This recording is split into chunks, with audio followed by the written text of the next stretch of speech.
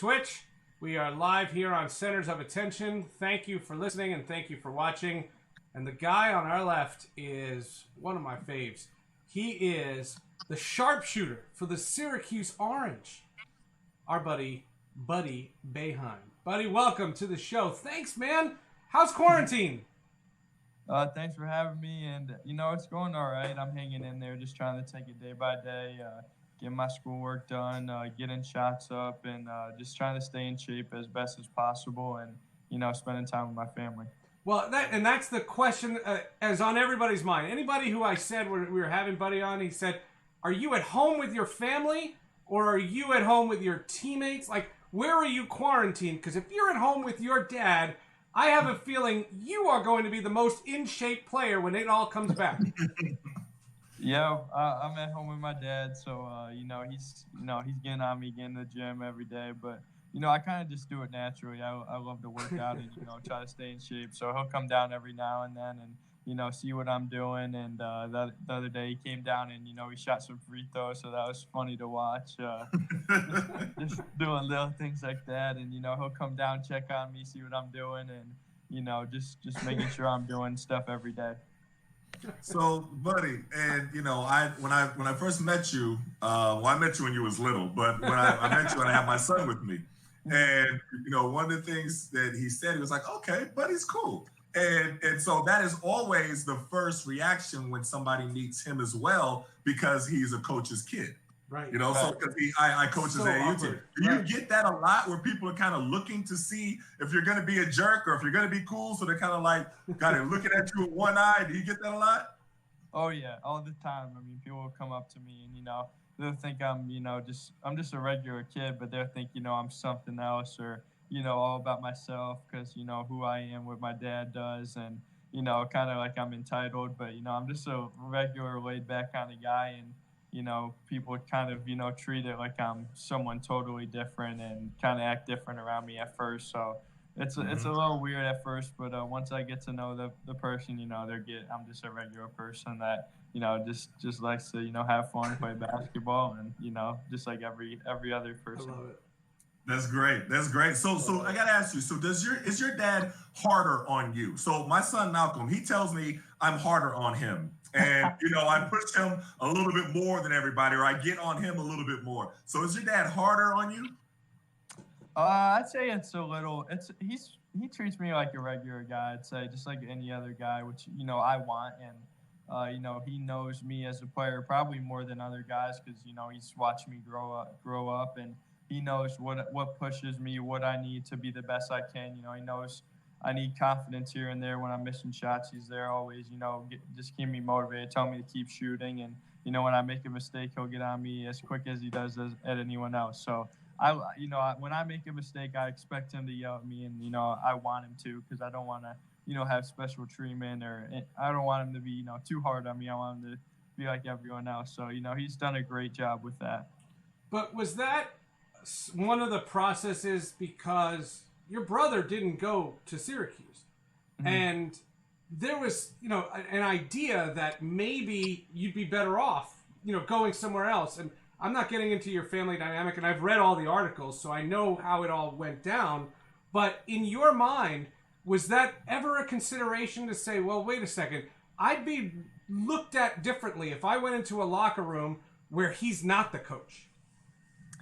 I don't know. I definitely, thought about what happened if I played at a different school, how it'd be like. And for Jimmy, a lot of it was, he's a really smart kid. He really takes pride in school, and Cornell is the best option for him school-wise. And one of the few schools that really recruited him out of prep school. So going there, he really grew as a player, and, he's going to have a great degree in the business school. So that was part of his decision. And for me, I always dreamt about playing at Syracuse, growing up, going to games, wearing jerseys, idolizing those former players. So, it was really always in the back of my mind that if I was. You notice the tone of your voice. You're like you totally just want to say that you're cooler than him. Like just say it like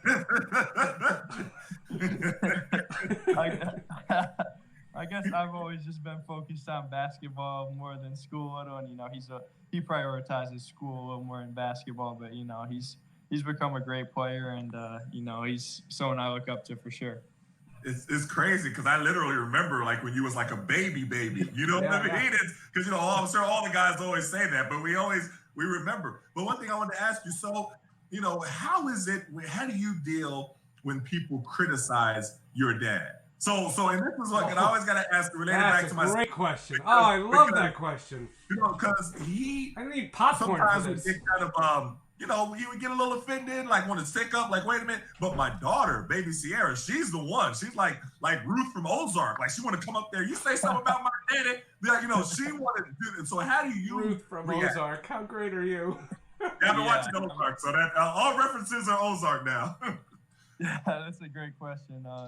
Yeah, I mean, definitely, I'd rather someone say something bad about me than, my dad, because, that's someone that, I've been close with since I was a kid. He's always, believed in me as a player and always has been there for me. And, I wouldn't be where I am without him. So when someone says something bad about him, I just, I get upset, and it kind of motivates me more to, help out Syracuse as much as I can, help out this team and try to win as much as possible. And, having him there just adds that extra, motivation.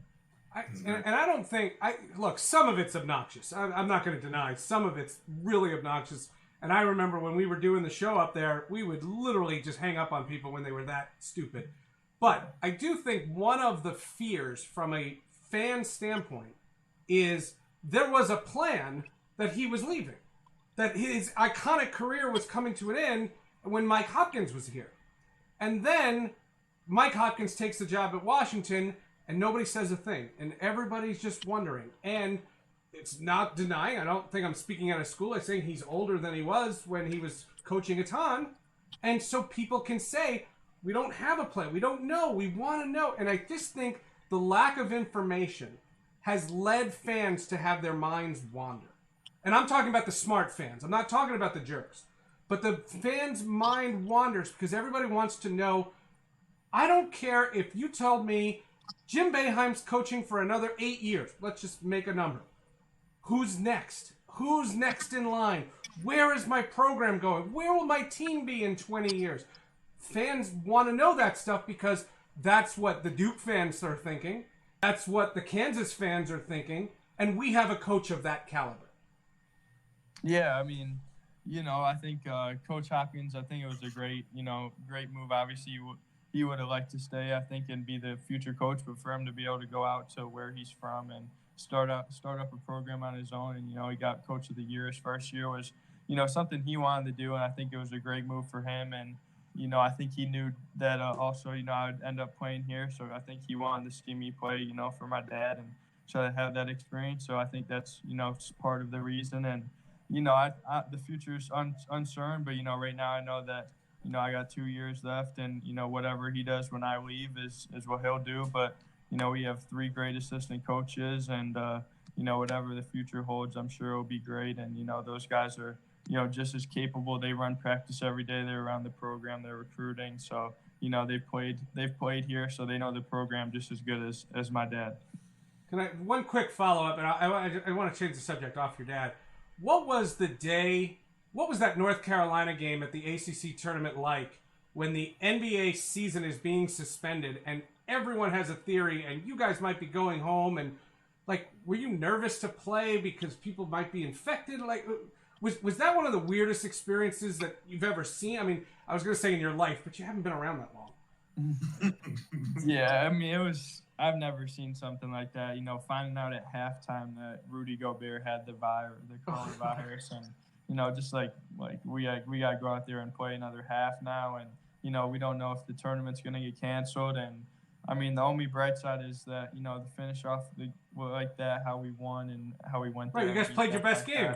Best game yet, but when that happens, you want to keep playing. I mean, we had another chance to play again the next day, and we were just laying in bed, waiting for our ACC to cancel the tournament. So we were anxious, and we wanted to play so bad, but. You have to respect the decision, how's most important right now. And, it was tough, but, on the bright side, it was a great win, great game, and, motivating you for next season. I mean, it was a fantastic win. I mean, we were over there, and me and my son were sitting there watching the game. It was like, man, the first thing he said was like, well, why couldn't they play like this when we was up there you for go. retirement ceremony? See, he can say that. I can't say that. A completely different game, but I mean, really, it speaks to where you all grew so much during the season. And I said it all the time during the season. I know, fans want to know about making the tournament, not making the tournament. They're looking at wins and losses, but I'm like, kind of sometimes you have to like push all that to the side and just look at how the team is growing. Right. And y'all were growing. You could see it. And one of the things that I saw from you in particular was, you moved from just being more of a spot up shooter to now you started doing a 2-dribble pull up. Now you started taking it all the way to the hole. Now you started doing a pump fake, then a 1-dribble pull up. And so those are just things that you're adding to your game. So I'm excited to see what happens, next year. Right, definitely. I mean, like you said, we were a young team. We started off the season, looking at possibly a losing record, or you never know what. We were 500 going into the ACC play, which is one of the best conferences, no matter what. So to be able to turn around like we did, win 5-6 in a row in the conference, and be able to go 18-14, finish top 6 in the conference was really good, especially considering we had freshman point guard, all new guys, 4 new starters. Elijah was really the only one that started and played heavy minutes. So to be able to do that, I think was, really important and motivating for next season. So just really looking to build on my game and, get even better. You mentioned him, so it came into my head. I wasn't going to ask, but... We ain't going to say nothing, but since you brought him up... when was the last time? Just give a short answer because I have a follow-up. When was the last time you talked to Mr. Hughes? I probably talked to him about 4 or 5 days ago. 4 or 5 days every now and then. So yeah, we talk on Snapchat, just little things here and there. Okay. We'll get him on House Party. We can have the 4 of us. We'll have a little chat. We think we're very adamant that with the NBA as screwy as it is, and everything in the world is as screwy as it is, we think that he's not going to get a proper look because of the coronavirus. That the things that you know about Elijah and the things that we know because we're fans and we covered the team last year, the things that we know, the guy in Denver is not going to know, and the guy in Dallas is not going to know. So we just think that when sports returns, I mean, there's going to be a return however it happens, he would really be beneficial to be with you guys for another year. And if I saw the argument, which again, that's not the point of why I'm bringing this up. If I saw the argument for him to stay before the coronavirus, I certainly see one now because of the coronavirus. Can you do me a favor? Just tell him that. Just record this piece and just tell him that. Man, I'd love him to come back more than anything. One of my favorite players I've ever played with. Just an all-around great player, great person, most importantly, and he's a great leader for us this year. But whatever he does, I'm happy for him and just thankful I got to share the court with him these last 2 years. And whatever he does, he's going to do great. He's a special player and he deserves a chance at the NBA for sure.